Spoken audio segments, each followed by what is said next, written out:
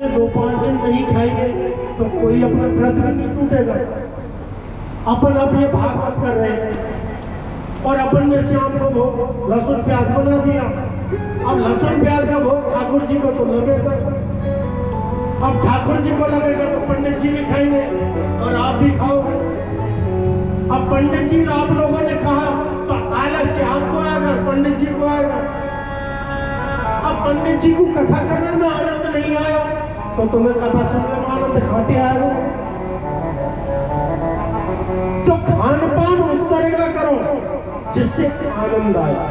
दोष किसी चीज में नहीं है, केवल उसके गुण में दोष है, कर्म में दोष है। इसलिए 7 दिन तक हमारी माता बहनें जो भी व्रत रही हो वो अपने घर पे भी जहां तक बन सके, अगर हो सके जहां तक लहसुन प्याज को सेवन नहीं करें। इतना सा तो मेरा निवेदन है। और आप खुद ही देखना कि शरीर कितना हल्का रहता है। हम जानते हैं इस चीज को, मैं कह रहा हूं या प्रवचन कर रहा हूं। हमारे घर परिवार में खाते हैं, लहसुन प्याज खाते हैं, लेकिन यहाँ हम 7 दिन 8 दिन 11 दिन जो भी रहते हैं यहाँ हम शुद्धता से रहते हैं, वही आचार नियम धारण करते हैं जिससे हमारे शरीर में आलस्य ना हो, द्वेषतापन नहीं आए, गलत विचार नहीं आए। तो ये हल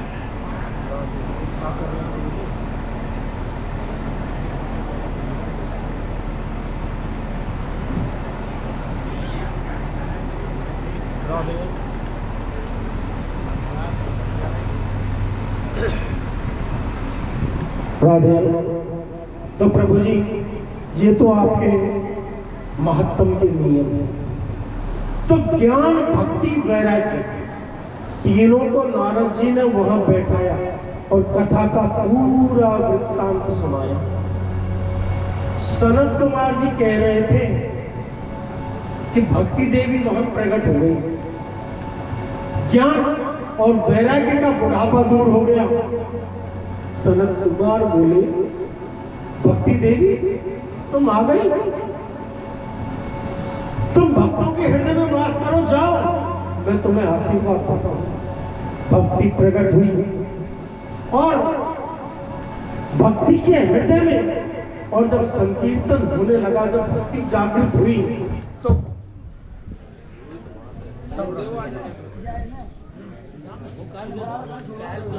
लेकर चल जाना तो भाई बंद कर थोड़ी यहाँ से।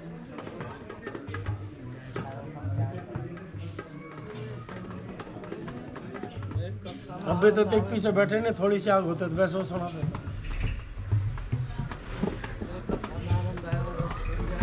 तो है थोड़ा सा रस बने जब तक।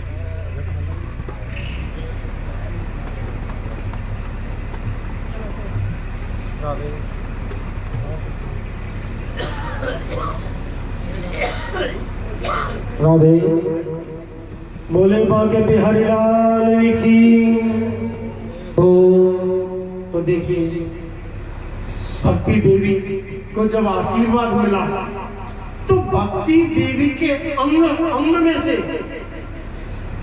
इतनी हंसी जागृत होने लगी और कहने लगी प्रहलाद स्थान धारिणा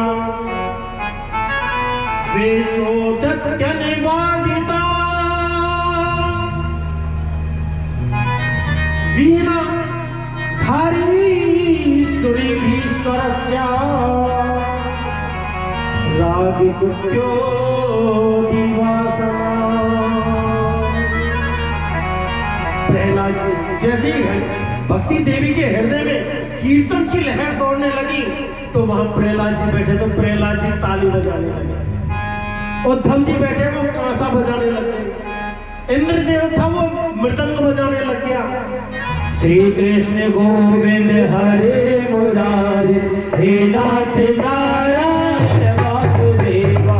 श्री कृष्ण गोविंद हरे मुरारी हे नाथ नारायण वासुदेवा। कंजूसी न मत करो भाई, मेरी भी ताली बजाओ, बोलो अपने उखाड़ मन से। श्री कृष्ण गोविंद हरे मुरारी हे नाथ नारायण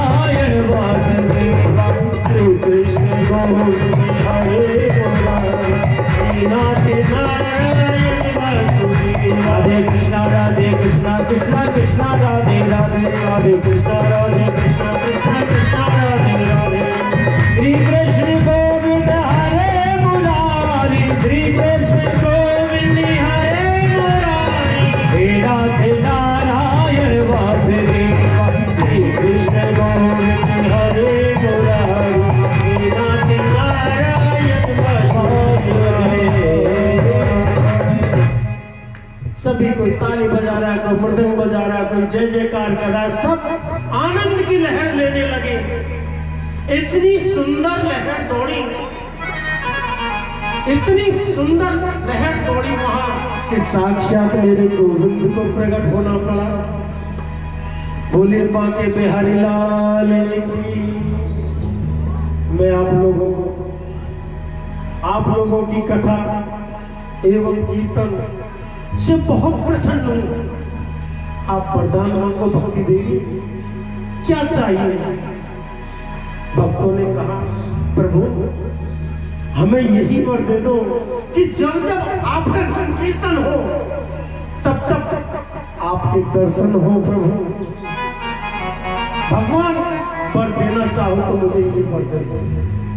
भक्ति देवी के मन में कष्ट की निवृत्ति हुई तो सूत जी ने यहाँ एक प्रश्न किया और शौनकादिक ऋषियों को बता दिया कि यहाँ यही प्रसंग सनत कुमारों ने नारद से कहा था और यही प्रसंग आदरणीय सुखदेव जी महाराज ने आज राजा परीक्षित से कहा। भागवत अमृतम लाभम, जिसने श्रीमद् भागवत का पान कर लिया हो उसका जीवन तो वैसे ही धन्य हो जाता है।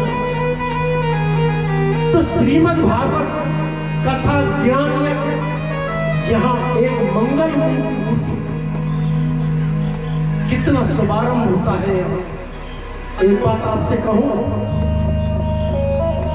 कि दुनिया में जितने भी ग्रंथ हैं उन प्रत्येक ग्रंथों में जब शुभारंभ होता है ना किसी वेद का, किसी देवी देवता की स्तुति होती है तो किसी ग्रंथ में राम की स्तुति होती है, किसी में कृष्ण की होती है, किसी में दुर्गा मैया की हो गई, काऊ में हनुमान जी की हो गई। केवल दुनिया में सबसे बड़ा ग्रंथ श्रीमद् भागवत ऐसा ग्रंथ है जिसके आरंभ में किसी देवता की स्तुति नहीं। न राम है, न कृष्ण है, न देवी है, न देवता है, किसी का नाम नहीं दिया इसमें। भगवान भागवत में केवल स्तुति की गई, केवल किसकी? एक सत्य की, एक धार्मिक की। भागवत में वेदना है तो केवल एक सत्य है। आइए इस सत्य के शुभारंभ के साथ थोड़ी सी प्रवचन सत्संग के हिसाब से चलते हैं, फिर कथा का विराम देंगे। बोलिए वृंदावन बिहारी लाल की। धर्मिनष्टो समोत्कायो दिव्य हस्तो हसी हसा व्यालिखना काग्रो मूर्छति भुवननी होष्यतो। कितनी सुंदर बात कि तेजो वारी मृदा था तत्र सिंह तात्रता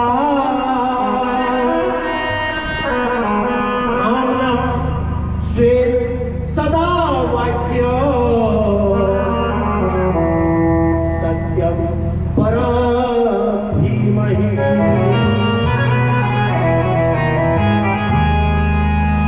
देखिए कितनी सुंदर बात है। हे प्रभु चलो मैं आपको एक प्रश्न देता हूं। आपके घर में गाय या भैंस बांधी लो,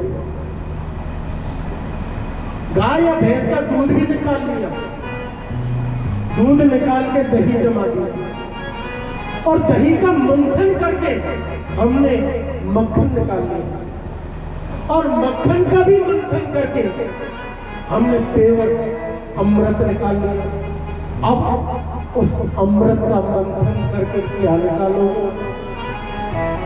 तो सब ग्रंथों का रस, दूध, दही, घी, मक्खन, जो सब सार है, सत्यम परम धीमहि, वो श्रीमद्भागवत का सार है।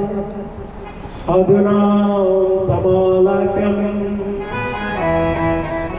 जो सत्य की वेदना करता है, ये सत्य की बात क्यों आती है बार बार?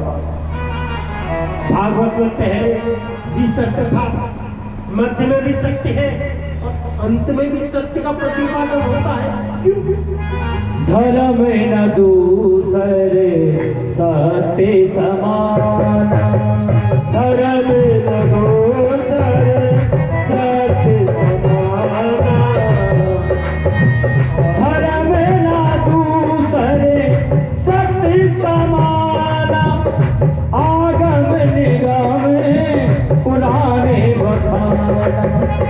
श्री राम जय राम, जय जय राम, श्री राम जय राम, जय जय राम। कितनी अच्छी बात कही तुलसी बाबा ने कि शुरू में भी सत्य है, मध्य में भी सत्य है और अंत में भी सत्य है। कि धर्म न दूसर सत्य समान, आगम निगम पुराण बखान। तो सत्य से बढ़कर कोई भी धर्म नहीं, न कोई अधर्म होता है सत्य से बढ़कर, सत्य से बढ़कर न कोई धर्म होता है, न कोई अधर्म होता है। इसलिए जीवन में ज्यादा से ज्यादा सत्य बोलने का संकल्प लो। यही एक जीवन का सार है, यही जीवन का एक परम तत्व है। और मैं ये कहना चाहता हूं कि भागवत में कथा में आज हमारे कलावा बांध देते हैं, तिलक लगा देते हैं, क्यों? ये बंधन है। लो आपके कलाया बांध दिया, बंधन बांध दिया, द्रव्य दक्षिणा दे दी, संकल्प बोल दिया कि लो पंडित जी आज तुम ये काम करो। तो ये हो गया एक सत्य का प्रतिपादन। यजमान ने अपना कर्म कर दिया कि पंडित जी मैंने आपको तिलक कर दिया, वर्ण बांध दिया, अब आगे आप माला फेरो, पाठ करो न करो, आपका कर्म आपके साथ है, जैसा करोगे वैसा आप पाओगे। तो सत्य से बढ़कर सत्य को अपनाकर यजमान ने छोड़ दिया। अब सत्यम परम धीमहि, अरे भाई ये सत्य है, ये एक परम धर्म है। तो कहते हैं कि कृष्ण कथा को निष्काम भाव से नहीं सुननी चाहिए, निष्कामी है उसको नहीं सुननी चाहिए। अब जो निष्कामी होगा उसको न स्वर्ग चाहिए, न वैकुंठ चाहिए, न एसी चाहिए, न दुर्लभ के गद्दे चाहिए, न पंखा चाहिए, न कूलर चाहिए, उसको तो कुछ नहीं चाहिए। उसको तो केवल एक ही चीज चाहिए, मेरे गोविंद का संकीर्तन मिलता रहे, मेरे गोविंद का मेरे हृदय में गुणगान चलता रहे, बस। बोले तो कथा में सबसे सर्वश्रेष्ठ धर्म नीति पर श्रीमद्भागवत कथा। बोले शिवतम, शिव कल्याणम ददाति इति शिवतम, कल्याणम करने वाले। कृष्ण कथा एक चीज है, यदि हम 7 दिन का हम नियम लेते हैं और नियम से हम भागवत सुनते हैं तो हम सबसे बड़े भागी हैं। यदि हम 7 दिन तक कथा नहीं सुन सके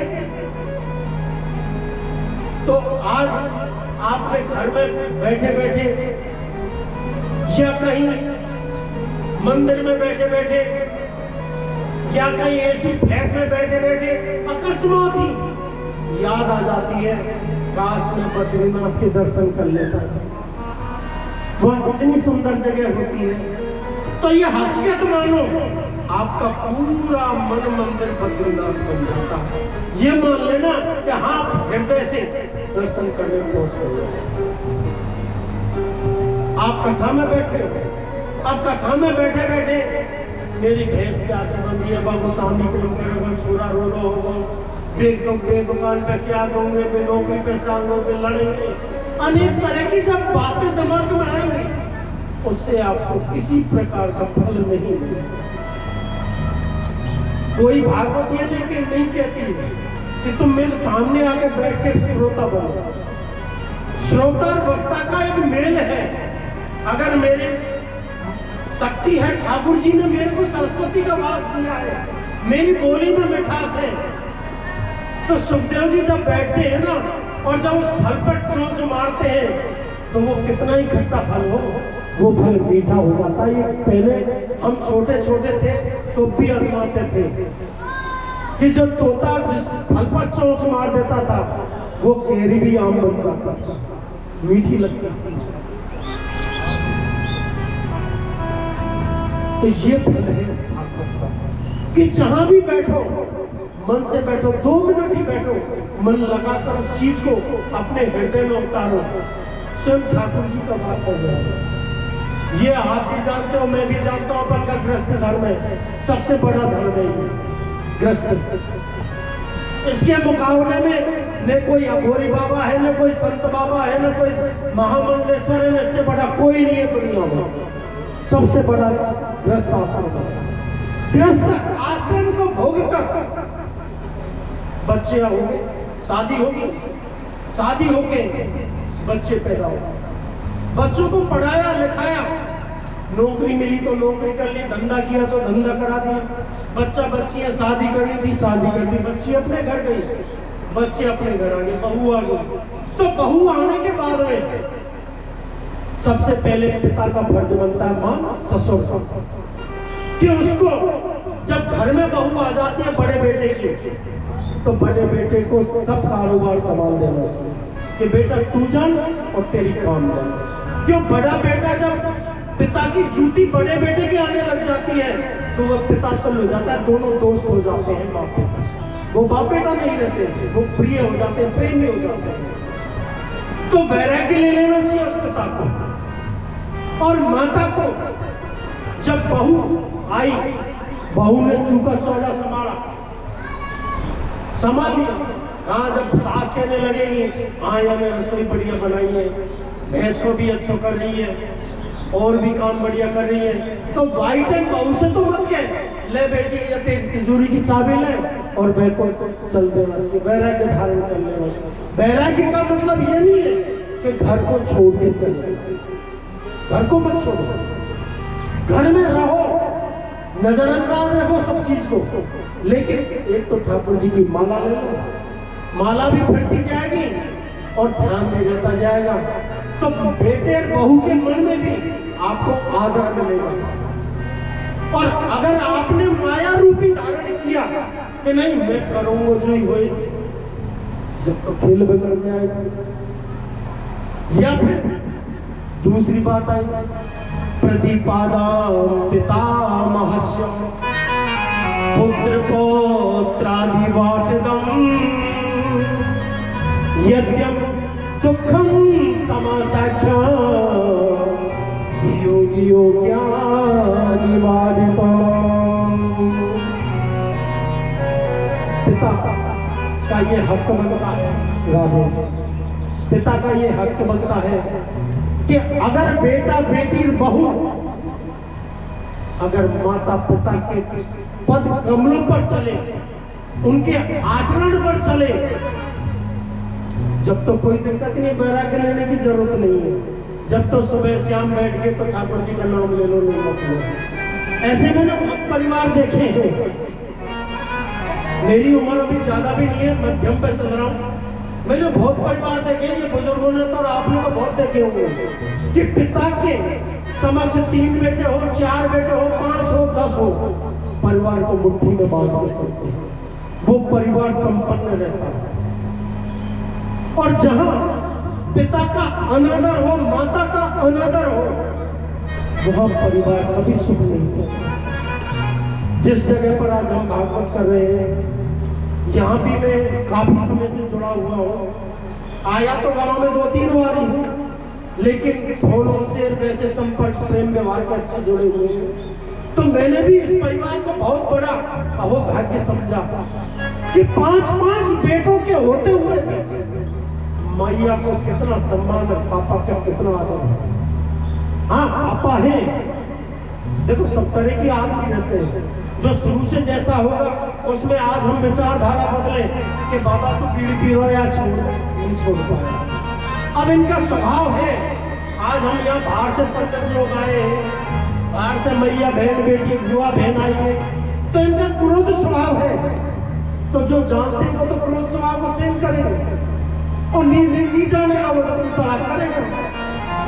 तो इनका स्वभाव है और उस गाली में इनके क्रोध में प्यार है। ये ईमानदारी बात बता रहा हूं मैं।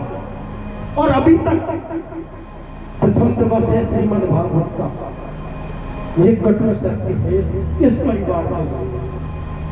इनके अंदर प्यार भी है, जितना क्रोध है इतना प्यार है।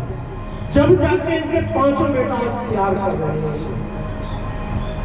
औलाद की खातिर इंसान और फिरता है मारा मारा, उसे वक्त भला क्या मारे जिसको औलाद ने मारा। औलाद की खातिर इंसान और फिरता है मारा मारा, उसे वक्त भला क्या मारे जिसको औलाद ने मारा। लड़के भैया,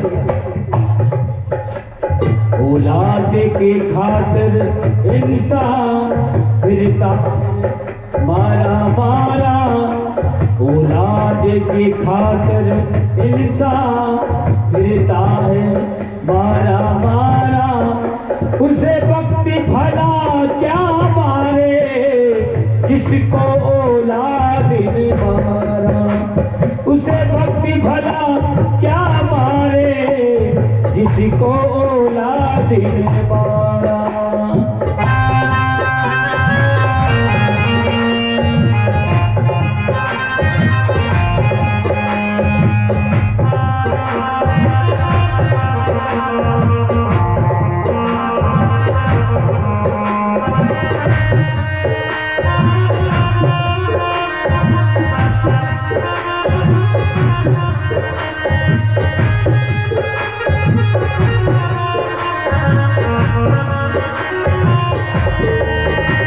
जब तेरी औलाद तेरे संग गलत व्यवहार करेगी, जब तेरी औलाद तेरे संग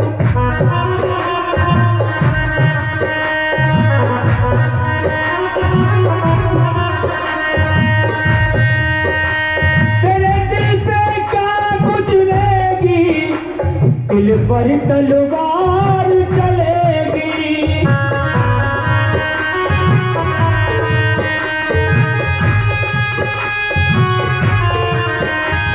तू सोच समझ ले बंदे, जब तेरा समय आएगा, उसे वक्त भला क्या मारे जिसको औलाद ने मारा।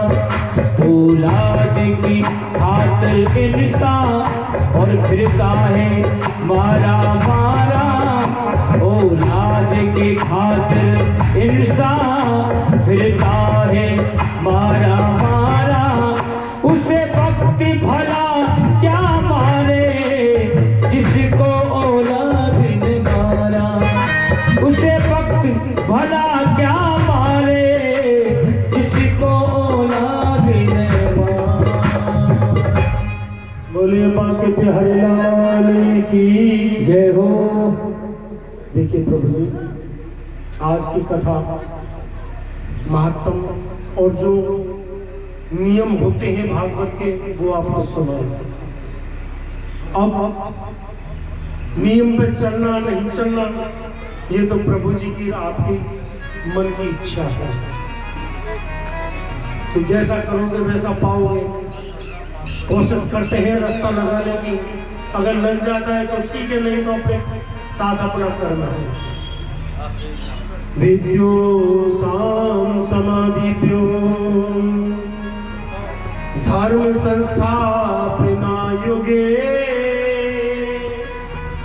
सच्चिदानंद समावाक्यो यम पृष्ठानि मोदते।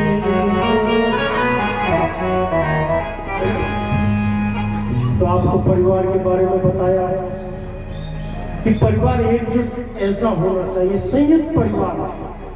बिखरे हुए होगे तो दुनिया उठा उठा के खा जाएगी, और बंद मुट्ठी में रहोगे तो इस मुट्ठी को खोलने की किसी में ताकत नहीं है। इसलिए यहाँ कहते हैं यम प्रजंत मनुपेतिमपेत कृत्यम पेपायनो विरह कातर्वा जुहावा पुत्रेति तनयां तमाविष्टो सर्वभूत हृदय मुनिमानतोऽस्मि।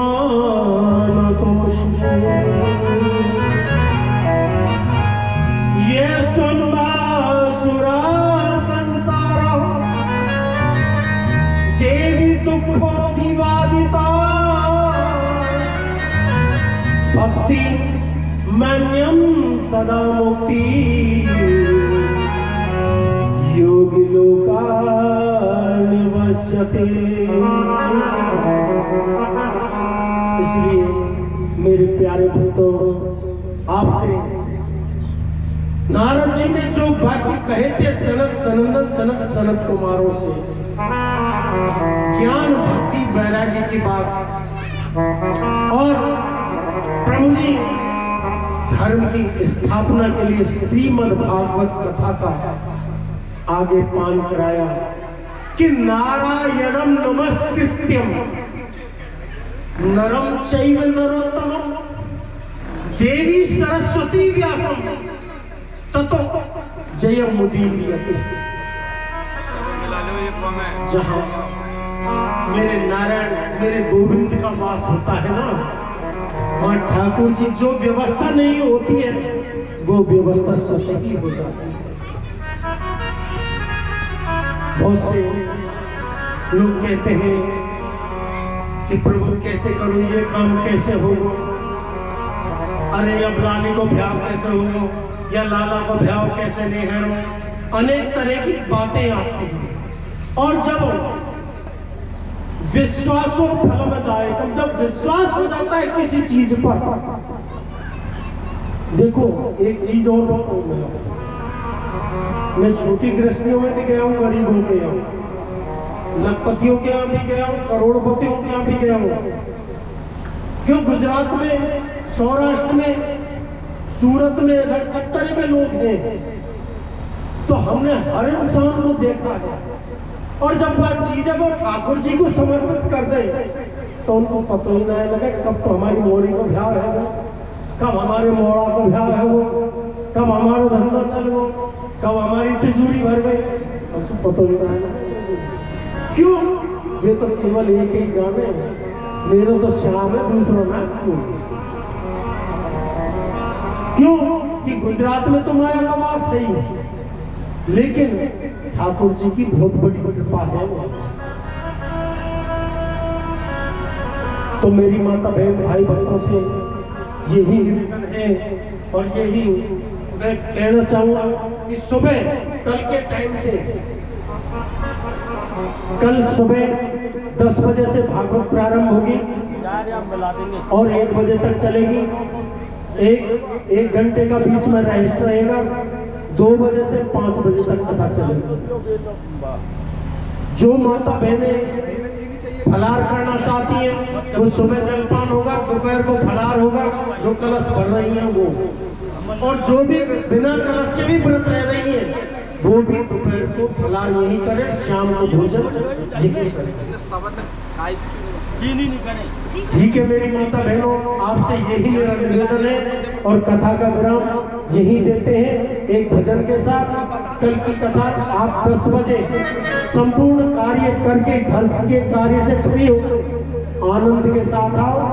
आज तो थोड़ा सा हमारे इंद्रदेव जी रुष्ट हो गए, क्यों कि गलती कुछ हम पे भी हुई थी।